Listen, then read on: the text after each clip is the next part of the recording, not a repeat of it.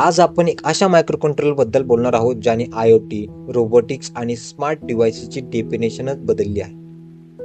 Wifi, Bluetooth आणि dual core processor, low power modes हे सगळं एका चिपमध्ये देणारं कंट्रोलर म्हणजे ESP32. या व्हिडिओमध्ये आपण ESP32 बद्दल एकही फीचर राहणार नाही इतकं डीप घेणार आहोत. ESP32 हा system on chip micro controller आहे. एक्सप्रेस इप सिस्टम या कंपनीने डेव्हलप केला आहे. सिस्टम ऑन चिप म्हणजे CPU, memory, wifi, Bluetooth, peripheral हे सगळं एका सिंगल चिपवर इंटिग्रेट केलेलं सिस्टम. ESP32 स्पेशल का आहे? कारण आर्डिनो सारख्या कंट्रोलरमध्ये आपल्याला वायफाय मॉड्यूल वेगळा लावावा लागतो, ब्लूटूथ वेगळा लावावा लागतो, पण ESP32 मध्ये wifi plus Bluetooth already inbuilt आहे. म्हणजे कॉस्ट कमी, पॉवर कमी आणि परफॉर्मन्स जास्त. CPU ESP32 मध्ये ड्युएल कोर टेन्सिलिका एक्सटेन्सचा LX6 प्रोसेसर आहे. स्पीड आहे up to 240 MHz. Core 0 handle करतो वायफाय, ब्लूटूथ आणि सिस्टम टास्क. कोर 1 हँडल करतो युजर प्रोग्राम, सेन्सर, लॉजिक. ज्यामुळे ESP32 हा मल्टीटास्किंग म्हणून काम करतो. त्याच्यानंतर येतो रॉम मेमरी. रॉम मेमरीमध्ये बूट लोडर आणि स्टार्टअप कोड असतो. हा मेमरी चेंज करता येत नाही.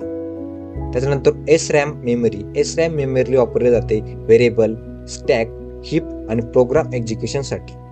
त्याच्यानंतर येतं फ्लॅश मेमरी. ESP32 देव कोड वर एक्सटर्नल फ्लॅश असतो. ते असते 4 MB किंवा 8 MB. यामध्ये आपला प्रोग्राम स्टोअर होतो. त्याच्यानंतर येतं वायफाय मॉड्यूल.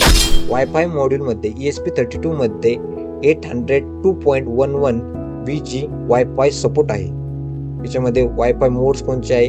स्टेशन मोड, राउटरला कनेक्ट, ॲक्सेस पॉइंट मोड. ESP32 स्वतः वायफाय बनतो आणि AP प्लस STA दोन्ही एकाच वेळेस असं यूज करता येतो.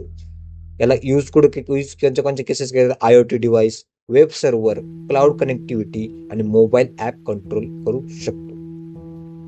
नंतर ब्लूटूथ मॉड्यूल. ESP32 मध्ये 2 प्रकारचा ब्लूटूथ सपोर्ट असतो. ब्लूटूथ क्लासिक आणि ब्लूटूथ लो एनर्जी म्हणजे BLE. BLE यूज होतो स्मार्ट बँड्स, VR कंट्रोलर्स आणि लो पॉवर ॲप्लिकेशन मध्ये. आता GPU पिन्स येतं बघा. GPU पिन्स ESP32 मध्ये अराउंड 30 to 36 GPU पिन्स असतात. GPU पिन्स म्हणजे इनपुट, आउटपुट आणि डिजिटल रीड आणि राईट साठी वापरले जाते. पिन म्हणजे GPU पिन. ESP32 हा 3.3 व्होल्ट लॉजिक वर काम करतो. 5 व्होल्ट डायरेक्ट देणं डेंजरस आहे. ESP32 मध्ये 12 बिट ADC आहे. Analog sensor. याचं काम काय असतं? 12 बिट ADCचं अॅनालॉग सेन्सरचं डिजिटल व्हॅल्यू मध्ये कन्वर्ट करणं. सेन्सर कोणते? Temperature sensor, gas sensor, light sensor आणि पोटेन्शियोमीटर सारखे सेन्सर. याची व्होल्टेज रेंज येते 0 to 3.3 व्होल्ट. त्याच्यानंतर येतं DAC digital to analogue. ESP32 मध्ये 2 DAC पिन आहेत.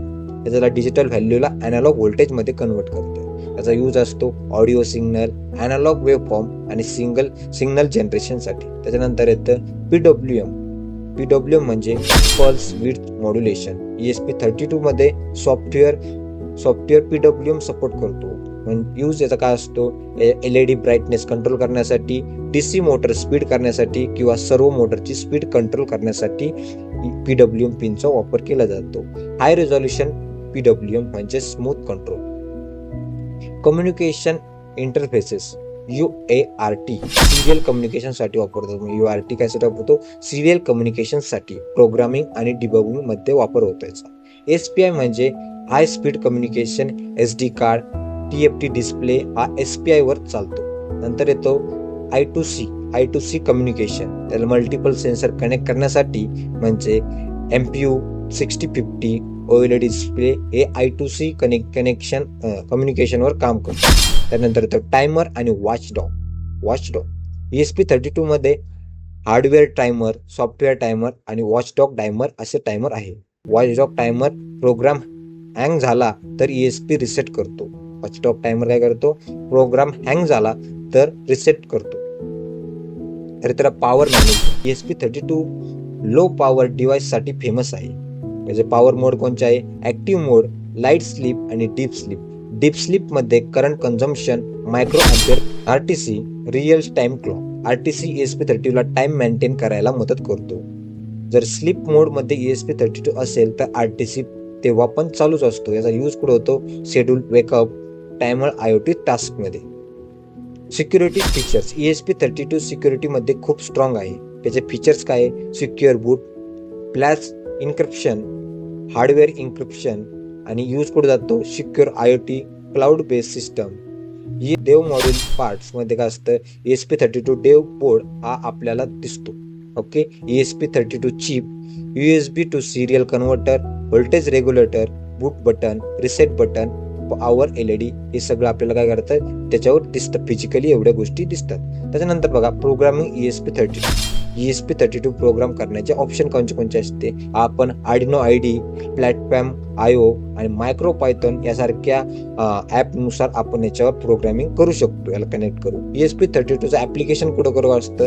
Smart home, IoT project, robotics, weather stations, VR controllers आणि कॅमेरा स्ट्रीमिंग, इंडस्ट्रियल ऑटोमेशन अशा ठिकाणी ESP32चा ॲप्लिकेशन आहे. ESP32 हा फक्त मायक्रो कंट्रोलर नाही, तो एक कम्प्लीट एम्बेडेड सिस्टम आहे. जर तुम्ही इंजिनिअरिंग स्टुडंट असाल, IoT शिकत असाल, प्रोजेक्ट करायचे असतील तर किंवा यूट्यूब कंटेंट बनवायचा असेल तर ESP32 शिकणं मस्ट आहे. हा व्हिडिओ आवडला असेल तर नक्की लाईक करा, सबस्क्राईब करा आणि कमेंटमध्ये सांगा पुढचा व्हिडिओ कशावर पाहिजे. धन्यवाद.